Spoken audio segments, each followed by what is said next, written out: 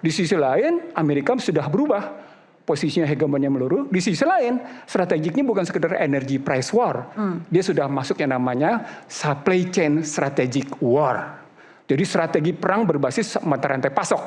Nah, itu melibatkan kemarin pembicaraannya yang terjadi di Beijing 13-15 dan 19-20. Dua-duanya kelihatan bahwa pergeseran itu tidak mudah mencari bentuk baru.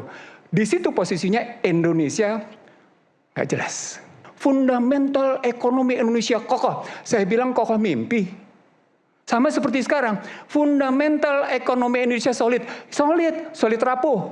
Pak Nursi tadi mengatakan ada sejumlah kelemahan di struktural Indonesia, internal, kemudian juga ada eksternal. Itu warisan karena kita memang sekian lama menjadi pasien yang namanya pindah mazhab. Ini pindah agama ekonomi nih. Ini pindah agama ekonomi ini. Maksudnya mazhab dari mana sebelumnya? Mazhab monetaris ke mazhab fiskal.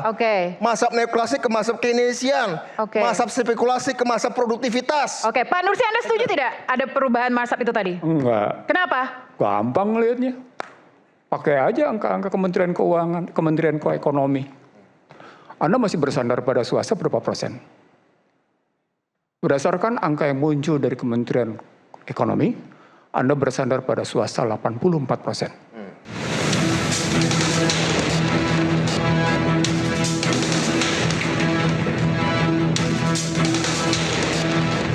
Kenapa rupiah kita ini lemah?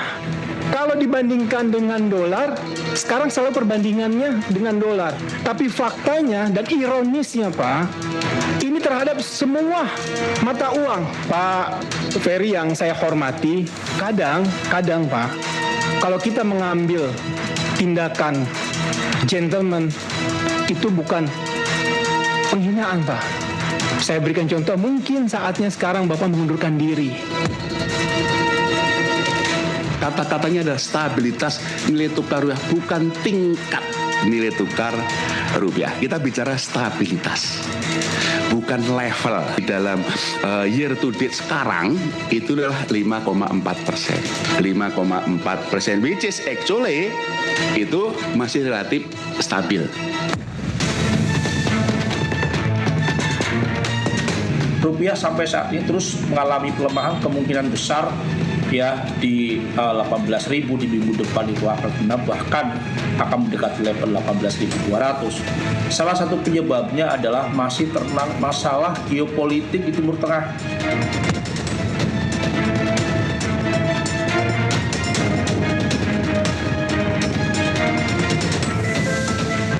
We have calculated the depreciation of the rupiah at the close to the current level, so my budget is still okay even the rupiah is weakening to the current level. And theoretically, when you have a strong economy, your currency eventually will strengthen also, right? Now, I'm focusing on making sure that domestic economy will continue to grow strong.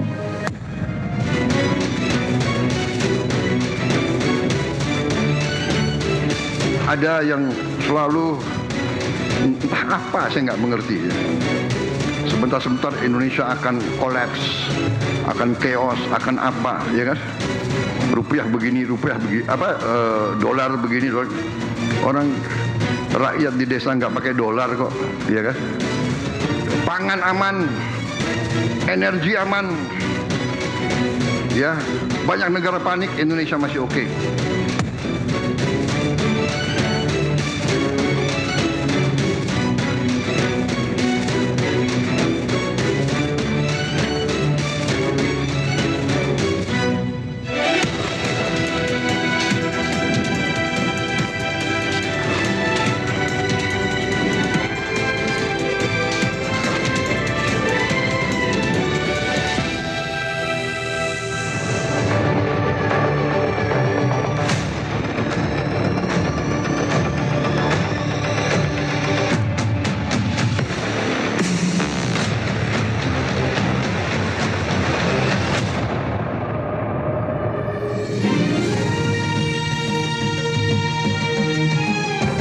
Disiarkan langsung dari studio MNC Conference Hall, iNews Tower, Jakarta. Inilah Rakyat Bersuara bersama Aya Nufus.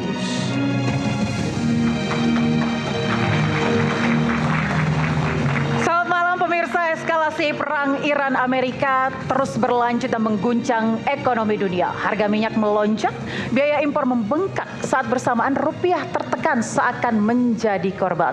Tertinggi sepanjang sejarah, rupiah hampir menyentuh 18.000 per dolar Amerika. Benarkah penyebabnya perang di Timur Tengah? Dan resiko terburuk jika rupiah terus terpuruk seperti apa? Bersama saya Aya Nufus, inilah Rakyat Bersuara.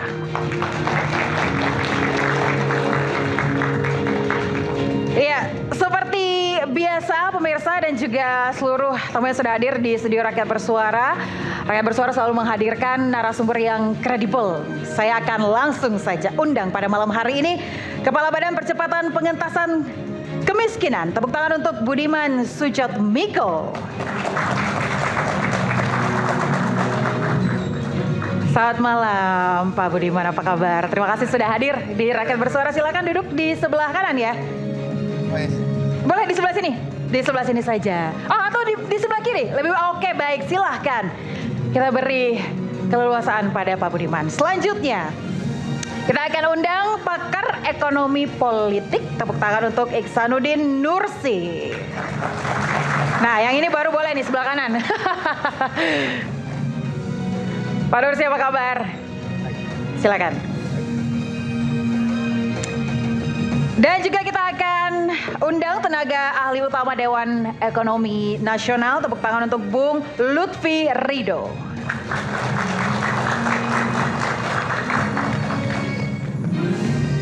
Halo, selamat malam Bu Lutfi. Terima kasih. Silakan. Dan kita akan undang juga pengamat militer dan politik Universitas Nasional. Tepuk tangan untuk Slamet Ginting.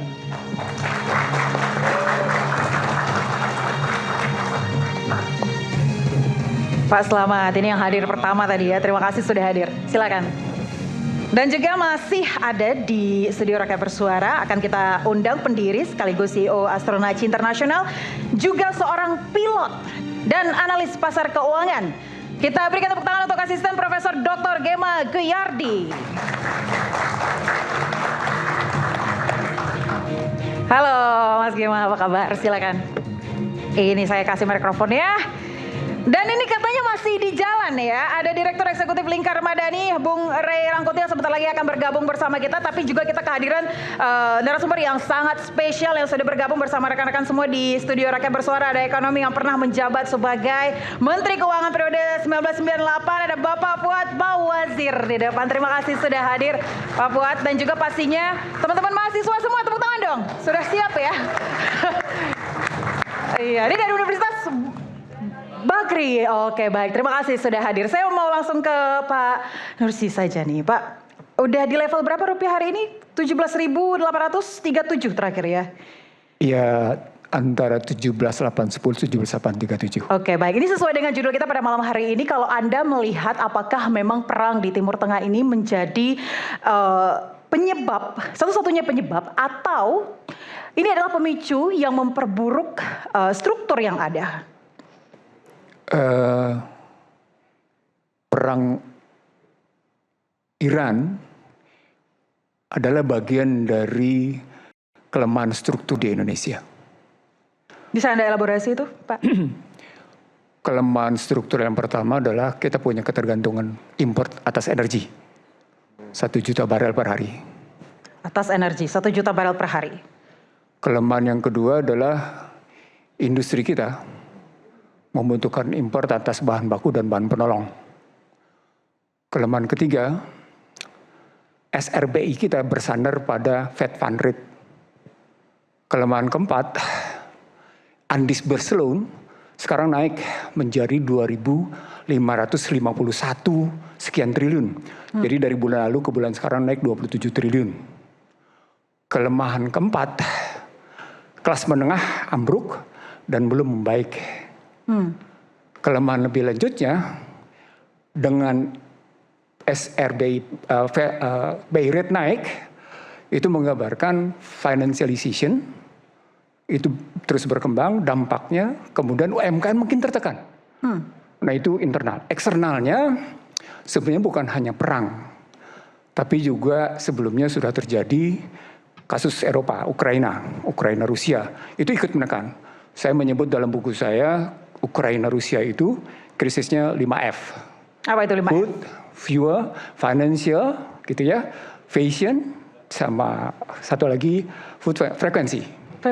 Jadi Eropa mengalami krisis keuangan, Eropa mengalami krisis pangan, Eropa mengalami krisis energi, Eropa mengalami krisis peradaban. Mereka menyebutnya sebagai civility. Kalau Mark Leonard menyebutnya sebagai interconnectivity war. Dan kemudian mereka juga mengalami krisis peradaban seperti yang ribut macam-macam.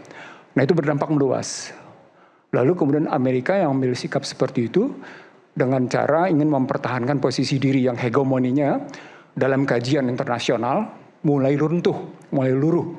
Anda boleh berbantah, tapi faktanya memang Stephen Walsh dari Harvard University bahkan menyebut hegemonnya sebagai hegemon predatorik. Hegemon yang memangsa apapun. Itu karena Amerika mengalami dedolarisasi. Amerika mengalami deindustrialisasi. Amerika kemudian mengambil sikap kalau melihat dari pertarungan pemikiran di Bloomberg dan di Wall Street Journal, kapitalisme dalam posisi gamang antara membiarkan negara melakukan intervensi atau terus korporasi bertahan melawan corporate capitalism. Atau kalau dilihat dari posisi Bloomberg misalnya, mereka gamang apakah memang ini akan tidak berisiko kalau melihat seperti itu.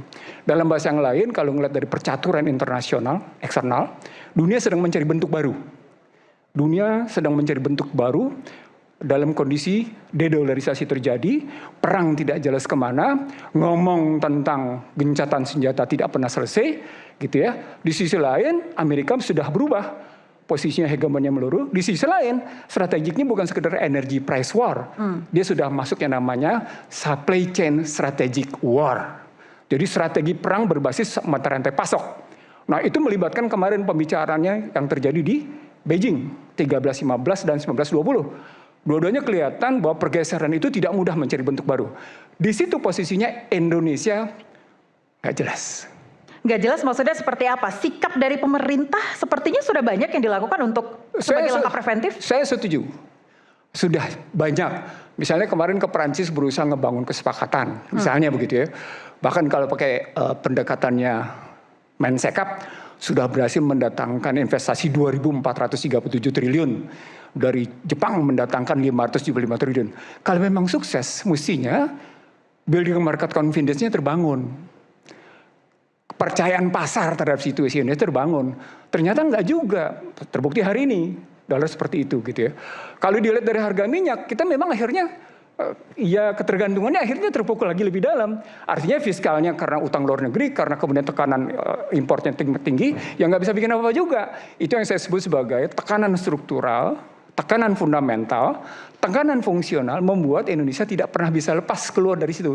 Jadi siapapun presidennya, yang kedua, kecuali Menteri Keuangannya bagian dari kekuatan elit global, maka Indonesia bisa selesai.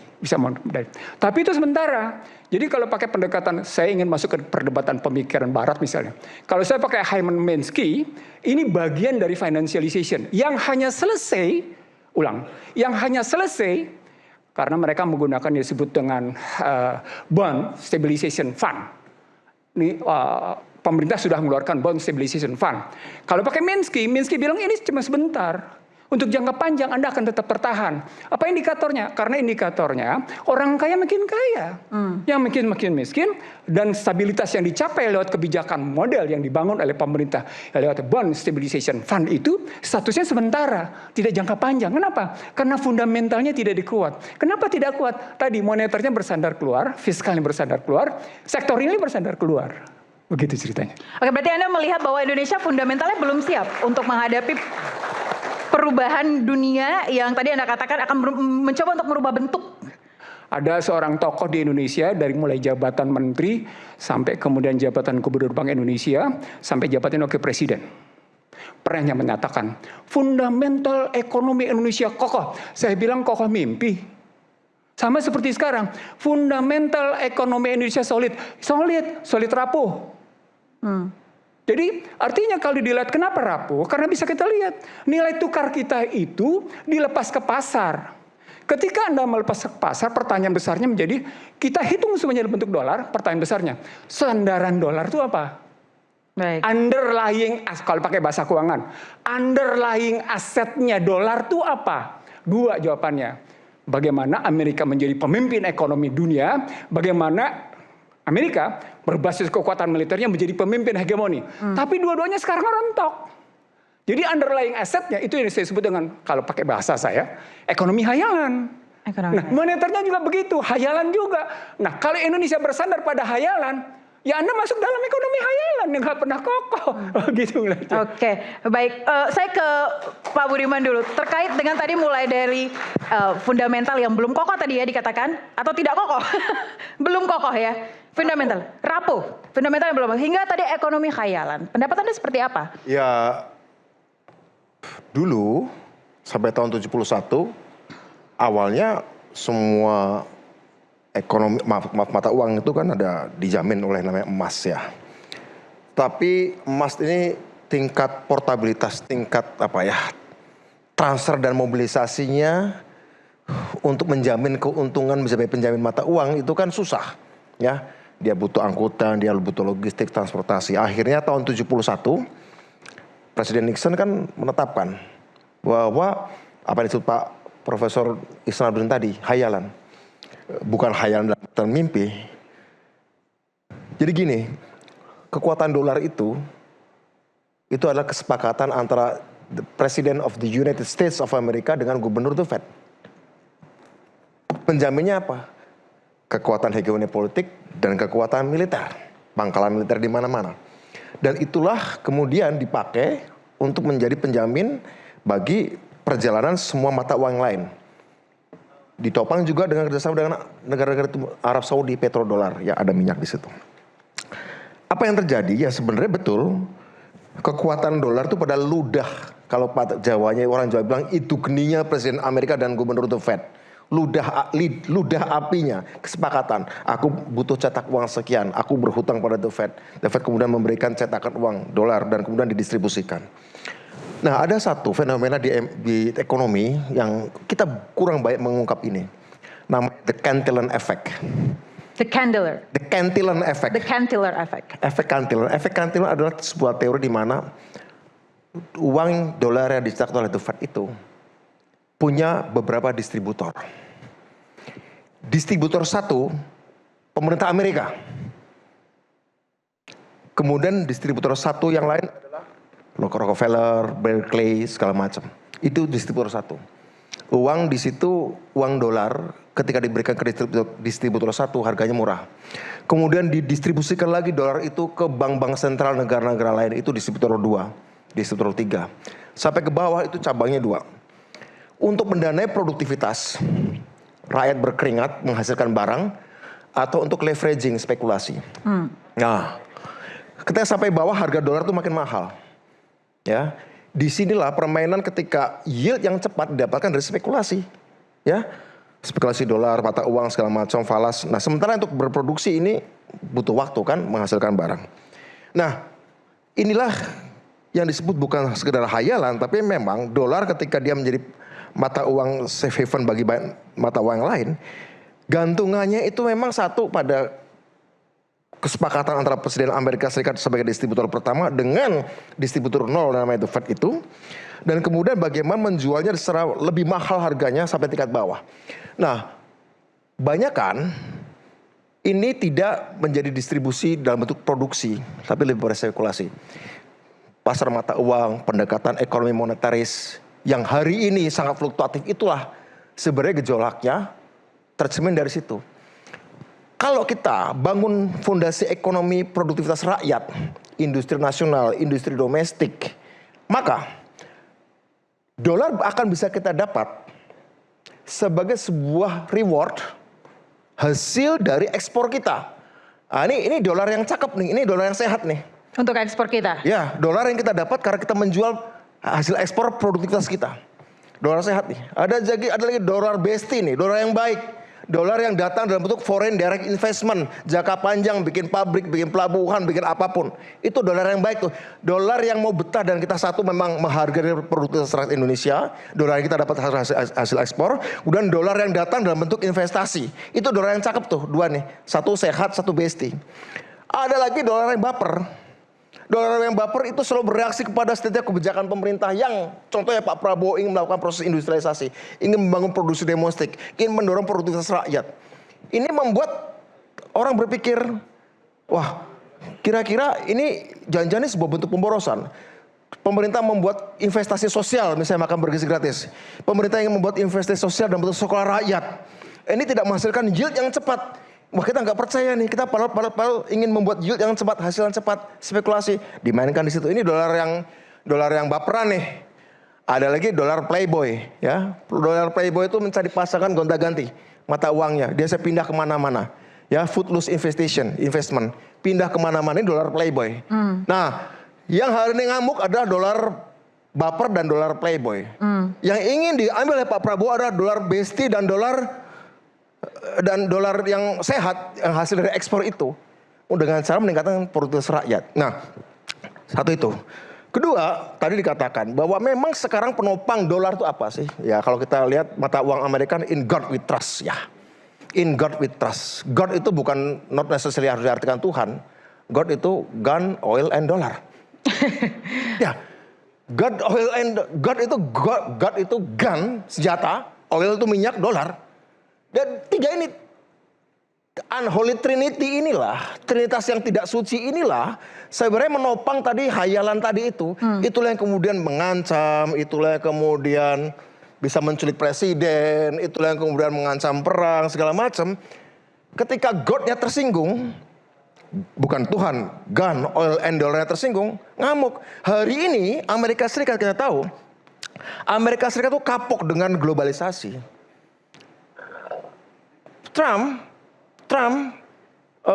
Saya kira Trump sama seperti semua presiden di seluruh dunia, di setiap negara itu ada namanya straight jacket trilemma. Straight jacket trilemma itu kayak gini.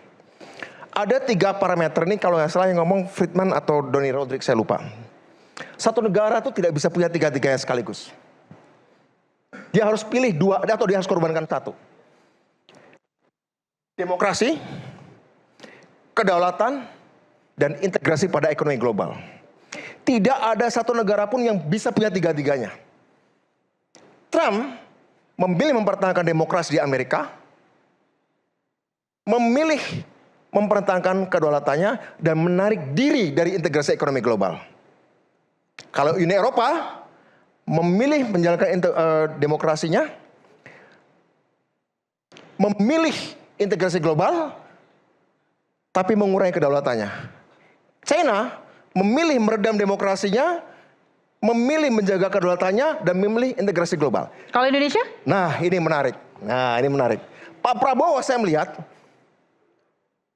bukan mematikan demokrasi, tapi sudahlah, enough. Permainan demokrasi bukannya ideal, tapi jangan menuntut lebih lagi daripada demokrasi politik Indonesia. It's enough, more than enough. Saatnya sekarang Indonesia membangun kedaulatan dan tetap berintegrasi ekonomi global. Jangan menuntut, oke, kita belum sempurna demokrasinya, pasti masih banyak catatan. Tapi kalau ada orang mengatakan harus lebih baik demokrasi, harus lebih baik openness, saya pikir Indonesia adalah negara yang paling individualistis di dunia dalam soal memilih pemimpin politik. Presiden Indonesia adalah orang yang paling dicintai oleh tiap individu di dunia. Amerika Serikat aja presidennya dipilih pada akhirnya oleh Electoral College. Di Indonesia masih one person one vote loh. Di Amerika Serikat aja nggak one person one vote. Ya. Artinya Indonesia adalah negara yang secara politik paling liberalis, paling individualis. Kok masih minta pada Indonesia untuk lebih demokratis lagi? Betul belum ideal. Betul masih ada penegak hukum yang harus kita benahi. Betul belum ada meritokrasi. Betul masih ada nepotisme. Ya kita perbaiki. Tapi menuntut lebih dan kemudian melupakan agenda kedaulatan ekonomi, dan kemudian kita tidak ikut dalam integrasi global, itu juga salah. Maksud Anda masih kurang apresiasi terhadap effort pemerintah? Ya, reformasi 28 tahun ini belum ideal, tapi saya pikir level demokrasi politik kita udah PhD lah. Memang belum postdoc sih, tapi level kelautan ekonomi kita, level kesenjangan keadilan ekonomi kita masih SMP. Kita perbaiki itu, Pak Prabowo memperbaiki itu. Terakhir, apa yang terjadi hari ini sebenarnya pengulangan kejadian 100 tahun yang lalu. Kita amati 100 tahun yang lalu. Dulu ada pandemi Spanish flu. Ada perang negara-negara besar. Ada revolusi industri kedua yang dipicu oleh penemuan listrik. Ada delegitimasi terhadap Liga Bangsa-Bangsa. Hari ini ada pandemi COVID, ada revolusi industri keempat, ada delegitimasi terhadap Perserikatan Bangsa-Bangsa, ada perang di antara negara-negara besar. Biasanya ketika dunia sudah ada 4 parameter atau 5 parameter itu datang bersamaan, itu tanda dunia akan memasuki krisis dan ide-ide radikal dan transformatif yang tak terduga bisa muncul. Dulu di negara-negara Asia muncul ide Republik Indonesia yang nggak pernah ada jejaknya di Nusantara. Ya, tiba-tiba anak-anak muda ngomong Republik Indonesia. Mereka nggak berpikir kalau Belanda pergi kita bangkitkan lagi Demak atau Pagaruyung, kan nggak ya, Republik Indonesia. Nah, ketika semua sistem itu mengalami kolaps, kita nggak tahu. Teknologi memungkinkan itu juga untuk lahir, ya kan? Nah, dalam keadaan seperti Pak Prabowo, kembali ke basic. Kuatan kemandirian pangan dan energi. Karena pada akhirnya mau orang mau nyundul langit teknologinya, mau orang pakai nuklir, pada akhirnya semua orang butuh makan dan butuh listrik, butuh energi. Nah, Pak Prabowo ingin menjaga itu. Intinya Anda melihat bahwa Indonesia ini belum pada fase krisis ya? Saya kira bukan cuma Indonesia, semua negara ini sedang berdiri di atas panggung yang mulai mengalami likuifaksi. Pencairan, basis ekonominya, suprastruktur politiknya, suprastruktur budayanya, pendidikannya mengalami proses pencairan. Berarti Anda setuju tadi apa yang disampaikan oleh Pak Nursi terkait dengan global sedang merubah bentuk? Dalam keadaan seperti itu, terlalu mereduksi kalau kita melihat bahwa Indonesia krisis hanya karena masalah nilai mata uang kita menurun dibandingkan dolar. Berarti rupiah menurun tidak ada masalah seharusnya? Dalam keadaan seperti bukan tidak ada masalah. Kita harus berpikir strategis. Kita harus mensiasati bagaimana pacu ekspor kita. Itu yang menyebabkan kesempatan. Ini kita katakanlah mencoba mencari celah di antara hambatan. Kita coba cari celah. Kita ambil keuntungan dari dolar agar dolar yang sehat dalam bentuk reward atas ekspor produktivitas kita itu kita dapat. Pak Nursi tadi mengatakan ada sejumlah kelemahan di struktural Indonesia, internal, kemudian juga ada eksternal. Itu warisan karena kita memang sekian lama menjadi pasien dari pendekatan monetaris, liberalisasi pasar, liberalisasi perdagangan yang menempatkan Indonesia dalam global supply chain, rantai pasok global kita adalah posisi untuk ekonominya tebang, gelondongan, jual, gali, mentahan, jual. Dalam rantai pasok kita selalu ditempatkan di situ, dalam rantai pasok global. Nah sekarang kan ada revolusi rantai pasok baru. Apa itu namanya? Ada BRI, Belt Road Initiative, ada rantai pasok Global South, ada rantai pasok BRICS, ada juga rantai pasok Shanghai Cooperation Organization yang ditopang oleh Pakta Keamanan Bersama di Asia Tengah, ya, Eurasia dengan China, ya. Ada jalur-jalur rantai pasok baru yang bertumbuh berkembang, yang dulu awal-awal tahun 90-an itu redup, hanya ada satu model, namanya model globalisasi neoliberal. Tetapi kita tahu bahwa ketika model itu berjalan, ketika orang Amerika Serikat mulai asik berspekulasi dengan dolar, melupakan aktivitas produksi, kemudian aktivitas produksi manufacturingnya mulai dipindahkanlah ke Taiwan, dipindahkanlah ke China, dipindahkanlah ke Jepang segala macam. Dan ketika kemudian China meningkatkan produktivitas, Amerika mengalami deindustrialisasi. Sekarang Amerika kaget sendiri. Protegiku, murid-muridku seperti China yang suruh bagian kerja tukang ternyata lebih produktif, sementara Amerika mengalami deindustrialisasi, kaget. Maka Amerika bilang, Taiwan, semikonduktornya pindahin dong ke sini, jangan cuma dipegang lu aja. Cina juga mulai gitu, ya, jangan ekspor lagi chip yang canggih, nanti China bisa niru dan Cina melampaui kita. Baik, berarti Amerika Serikat pun sekarang sudah sadar harus kembali kepada produktivitas. Baik, berarti intinya Pak Presiden sekarang sudah on track ya dalam stabilitas nasional ya? Ini on the track, hasilnya tidak cepat. Hasilnya pasti tidak cepat. Yang namanya pindah mazhab. Ini pindah agama ekonomi nih. Oke. Ini pindah agama Oke. ekonomi ini. Maksudnya mazhab dari mana Mazhab sebelumnya? mazhab monetaris ke mazhab fiskal. Oke. Mazhab neoklasik ke mazhab Keynesian. Oke. Mazhab spekulasi ke mazhab produktivitas. Oke, Pak Nursi, Anda setuju tidak ada perubahan mazhab itu tadi? Enggak. Kenapa? Gampang lihatnya. Pakai aja angka-angka Kementerian Keuangan, Kementerian Ekonomi. Anda masih bersandar pada swasta berapa persen? Berdasarkan angka yang muncul dari Kementerian Ekonomi, Anda bersandar pada swasta 84%. Oke? 84%. Ya. Sisanya baru pada Danantara, baru dengan APBN. Yang pertama. Yang kedua, Anda masih main SBN. Anda masih main SRBI. Yang ketiga, Anda tidak sadar ketika hajat hidup orang banyak, masih Anda serahkan ke pihak luar, maka Anda sedang mengidap 7 I. I pertama, Anda bersedia diinvasi. I kedua, Anda bersedia diintervensi. I ketiga, Anda bersedia diinfiltrasi. I keempat, Anda bersedia diinterferensi. I kelima, Anda bersedia diindoktrinasi. I kelima yang sekarang baru terjadi sekarang ini, diintimidasi. FTSE menyatakan 4 keluar, 4 lagi keluar, intimidasi dengan segala macamnya. 6 ya. Yang ketujuh, Anda mengalami apa yang disebut dengan inflasi. Anda tahu hasilnya apa? Anda akan menghasilkan apa yang disebut dengan, balik lagi nih, karena Anda sesungguhnya menggunakan tesisnya Minsky, Anda akan terkena apa yang disebut dengan instability as stability. Ketidakstabilan adalah kestabilan. Stabilitas adalah ketidakstabilan. Kalau pakai istilah Krugman, abnormal yang berulang-ulang itu pakai adalah normal. Normal yang berbasis abnormal adalah normal. Jadi menurut Anda separah apa inflasi ini akan terjadi di Indonesia? Sebentar, belum selesai. Oke. Yang I berikutnya, dampak dari instability to stability tadi adalah, kita bisa lihat sebagai apa yang disebut dengan imfavorisme. Dampaknya Anda boleh mengukur bahwa yang namanya Gini rasio itu bergeser dari 3,82 menjadi 3,61. Kalau hitungannya 10, kalau hitungannya 1, 0,3. Kalau pakai hitungan 10, 3,81 ke 3,62. Tapi ada tetapinya, itu basisnya pengeluaran. Padahal kalau kita ngeliat lapangan, ini kita lihat lapangan ya, sektor menengah jatuh. Anda tahu nggak UMKM sekarang berapa NPL-nya? Berapa? 4,61. Mendekati ambang batas.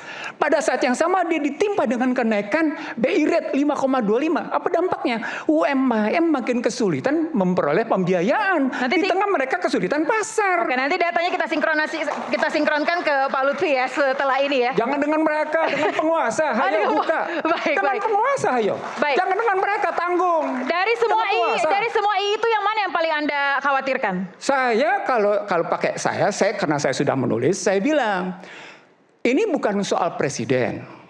Ulang ya.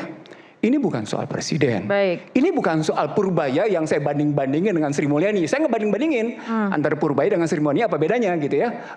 Ini bukan soal Purbaya atau Sri Mulyani, bukan. Yang sekarang ini Purbaya dikritik-kritik oleh suatu lembaga penelitian dari satu fakultas tertentu gitu ya. Karena kebetulan menterinya bukan dari fakultas itu gitu. Contohnya begitu ya. Ketawa-tawa dia tahu maksudnya. Dia tahu itu maksudnya. Oke ya. Kalau gitu sekarang persoalannya persoalan apa? Yang presiden bilang. Apa yang dibilang? Ini persoalan sistem. Ihsanuddin Nursi bilang ini bukan hanya sistem. Ini ada persoalan sistem. Ini ada persoalan kebijakan regulasi. Ini ada persoalan standarisasi. Ini ada persoalan akuntabilitas dan pengaturan lebih lanjut posisinya. Yang terakhir adalah persoalan reputasi dan kredibilitas.